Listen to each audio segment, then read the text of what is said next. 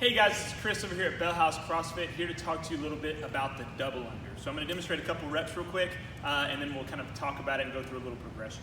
Okay. Double under. The jump rope's going to go underneath my feet 2 times.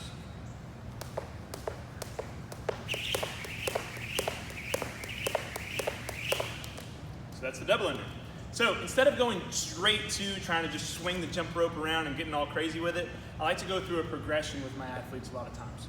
So the biggest thing we like to start off with is making sure we got the right grip on the handles here.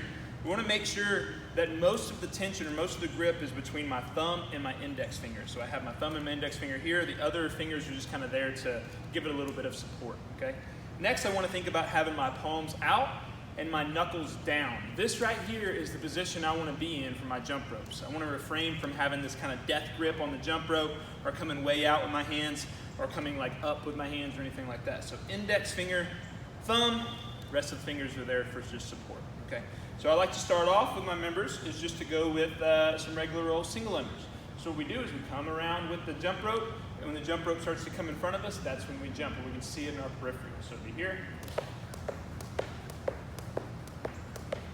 If that starts to feel good, we go to the next movement, which is penguin taps. A little bit of a weird movement, but this works on the timing of our double unders. Gets us used to jumping straight up and then using that 2-hand motion.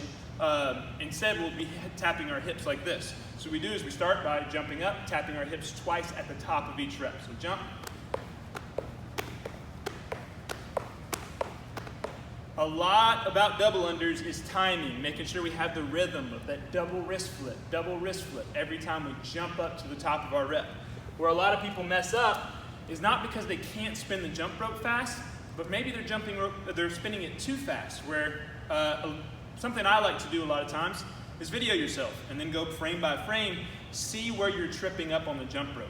If you're actually just tripping up on your feet while your feet are still off the air, then maybe we need to come in with our hands just a little bit and they're not so far out.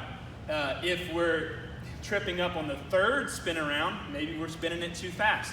So kind of dialing it down, finding that proper rhythm for our jump rope. Now the big thing that we're going to be focusing on today is, again, on the grip of our handles. We want to think about, we should have a solid grip on our handles at all times. We want to think about just a little bit more tension in the grip as that jump rope comes out here in front of us, okay? So we want to think about more tension coming down with the jump rope versus maybe that tension coming up with the jump rope is probably going to cause us to trip just a little bit more. Instead, if I can when I come down with the jump rope, having that extra flip downward might help us just a little bit to keep up with those. So, next part, just double under practice. You may do single, single, double. Working on that. If that starts to feel comfortable, going through those double unders, really focusing on that throw downward with our hands. If you got any more questions or anything, feel free to put them in the comments on our video, but have a wonderful rest of your day.